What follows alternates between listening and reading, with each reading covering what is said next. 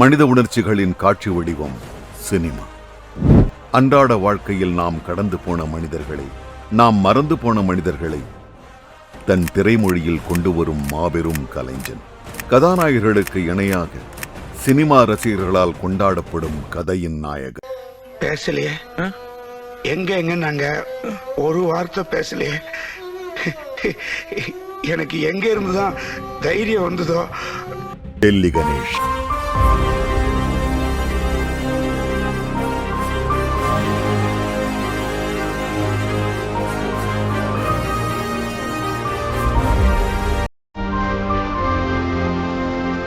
இரு கைகள் ஆர்ப்பரித்து ஒன்று சேர எழும் சத்தம். உண்மையில் அந்த சத்தம் ஒளி வடிவில் கலைஞன் பெறும் மகிழ்ச்சியின் முத்தம். அந்த ராஜபோதையை தேடி இன்று சினிமா ராஜபாட்டையில் பயணிக்கும் இந்த மாபெரும் கலைஞன் 10 ஆண்டுகள் இந்திய விமானப்படையில் தேசத்திற்காக பணிபுரிந்தார். மிடுக்கான இந்த ராணுவ வீரருக்குள் அடைந்து கிடந்த கலையார்வம் ஆரம்பத்தில் நாடகங்கள் கொஞ்சம் மாறுதல் அளித்தன. எத்தனை அணைகள் தடுத்தாலும் நதி ஒரு நாள் அலைக்கடலை அடைந்து தானே ஆகும். இந்த நதியும் கலைக்கடல் சேர்ந்தது. எத்தனையோ படைப்புகளையும் கலைஞர்களையும் தமிழ் சினிமாவுக்கு கொடுத்த மாபெரும் இயக்குனர் திரு கே. பாலச்சந்தர் அவர்களின் கரம் இந்த நதியை கடலில் சேர்த்தது. 1977 பட்டினப் பிரவேசம்.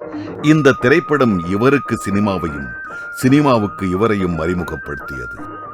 இதோ முருகன், வீட்டுக்கு மூத்தவன், முதுகெலும்பு, பஞ்சபாண்டவரில் இவன் தருமன். பெரும் பசிக்காரனின் ஆவேசத்துக்கு பொருந்தி போகும் இந்த கலை பசிக்காரனின் சினிமா பிரவேசம். தன் முதல் வாய்ப்பிலேயே தன்னை நிரூபித்த கணேஷ் டெல்லி கணேஷ் ஆனதும் அங்கேதான். முருகா, சோறு உள்ள இறங்காதாச்சு. தொண்டை அடைச்சிட்டு இருக்கு. என்னன்னு அடைச்சிட்டு இருக்கு? நான் சொன்ன பொய் தொண்டை அடைச்சிட்டு இருக்கு. ஒரு பெரும் திறமைசாலியின் திறமை மற்றவர்களால் உணரப்பட்டதும் அங்கேதான். 1981 எங்கம்மா மகாராணி படத்தில் நாயகனாக திரையில் தோன்றினார். தொடர்ந்து வந்த ஒவ்வொரு படத்திலும் ஒவ்வொரு அவதாரம். படத்துக்கு படம் எத்தனை அரிதாரம். ஒரு வெற்றி பெற்ற கதாபாத்திரமாக மக்கள் மனதில் பதிந்துவிட்டால் அதை விட்டு வெளியே வருவது கடினம். இனிமே உன்னை பத்தி எனக்கு கவலை இல்லை. இந்த ஊர்ல யாரெல்லாம் என்ன காமெடியன், கோமாளி, வில்லன்னு சொன்னாங்களோ அவங்க முன்னாடி தலை நிமிர்ந்து நடப்பேன். இதை வச்சுக்கிட்டு பிசினஸ் பெருசு பண்ணு. Good time started. இது ஒரு கலைஞனுக்கு இருக்கும் மிகப்பெரிய சவால். ஆனால் அந்த சவால் இவருக்கு இருந்தது. ஏனென்றால் எல்லைகளை கடந்து அன்போடு சினிமாவை நேசித்த இவரை சினிமா இதுதான் உன் எல்லை என்ற வரையறையை கொடுக்காமல் அரவணைத்துக் கொண்டது. பசி. இந்த திரைப்படத்தில் முனியாண்டியாக இவர் வாழ்ந்தது தமிழ்நாடு அரசின் விருதை பெற்று தந்தது.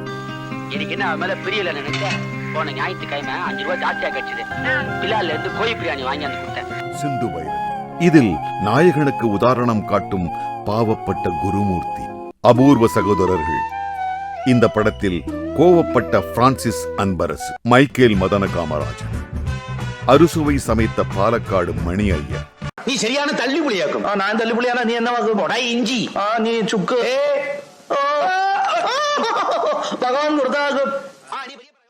இரும்பு திரை திரைப்படத்தில் ஒரு நடுத்தர குடும்பத்தின் அப்பாவை நினைவுபடுத்திய ரங்கசாமி. இப்படி மனிதனின் பல்வேறு முகங்களை, பல்வேறு குணங்களை திரையில் பிரதிபலித்த இவர் இவ்வளவுதான் இவர் என வரையறுக்க முடியாத அளவிற்கு திறமை கொண்டவர்.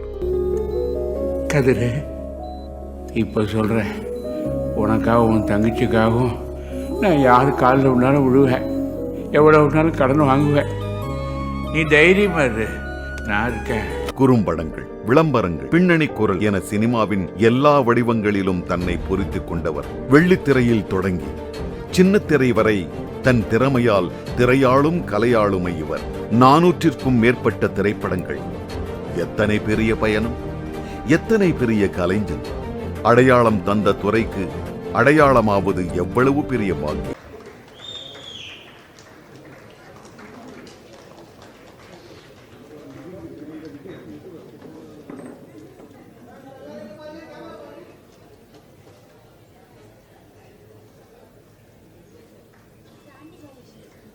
எழுந்து நின்று நம்ம கைத்தட்ட மரியாதை செலுத்தலாம்னு நினைக்கிறேன். Please standing ovation. நடிகர் சங்கம் எனக்கு இந்த பரிசு கொடுத்ததை விட விஜயகுமாரி அம்மாளுக்கு பரிசு கொடுத்து அவங்க பரிசு வாங்கும்போது நானும் வாங்குறேன் பாருங்க, அந்த பாக்கியம் தான் எனக்கு பரிசு. அதுவும் திரு கார்த்திக் அவர்கள், நாசர் அவர்கள், பூச்சி முருகன் அவர்கள் எல்லோரும் இப்படி வீடு தேடி வந்து, தேவையில்லை வீட்டுக்கு வந்து தான் எங்களுக்கு சொல்லணுங்கிற அவசியமே கிடையாது, வீடு தேடி வந்தாங்க.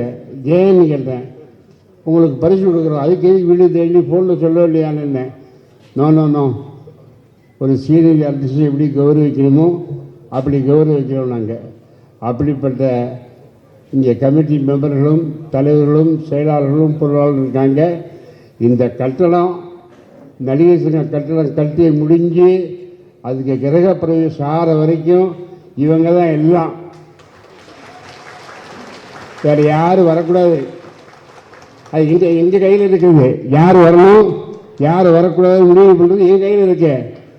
நாங்கள் தான் போடுவோம். அது அவங்களுக்கு தான், வேறு யாரும் கிடையாது. விஷால் வந்து மண்டபம் கரெக்டாக தான் கல்யாணம் பண்ணி எனக்கு வருத்தமாக இருக்குது. அதுக்காக கல்யாணம் வச்சுக்க முடியணும். விஷால் கல்யாணத்தெல்லாம் அட்டன் பண்ண வேண்டாம் நம்ம. அதுக்காக நாசர் அவர்கள் அந்த காலத்தில் தலைவருக்கு தகுதியான ஆள். கார்த்திக்கு வாரி வழங்கும் உள்ளலின் பிள்ளை, கேட்கணுமா? பூச்சி முருகன் எப்போவுமே நகைச்சுவையாக பேசி காரியத்தை நெச்சில் முடிக்கக்கூடிய ஆள் பூச்சி முருகன். எதாக இருந்தாலும் அவருக்கு ஃபோன் பண்ணால் போகிறோம், உடனே அவருக்கு ஆக்ஷன் எடுக்கிறாரு. அந்த மாதிரி ஆள். இப்படிப்பட்ட ஆளை விட்டுட்டு யாரையா நடிகர்களுக்கு நம்ம வச்சுக்க முடியும்? சத்தியமாக முடியாது. நல்ல மனிதர்கள் குறையொன்றுமில்லை, குறை கண்ணா அப்படி சொல்லுவார் ராஜாஜி. அதை மாதிரி குறையில்லாத மனிதர்கள், நிறைவான மனிதர்கள் இவர்கள் தான் இருக்க வேண்டும். இவர்கள் கையால் தான் நடிகர் சங்கம் ஓப்பன் பண்ண வேண்டும் என்று கூறிக்கொண்டே விடைபெறுகிறேன். வணக்கம், நன்றி. இந்த மாபெரும் கலைஞனை, எங்கள் நண்பனை, தென்னிந்திய நடிகர் சங்கத்தின் மூத்த உறுப்பினரை இந்த மேடையில் கௌரவப்படுத்துவதில் மிக பெருமை கொள்கிறேன்.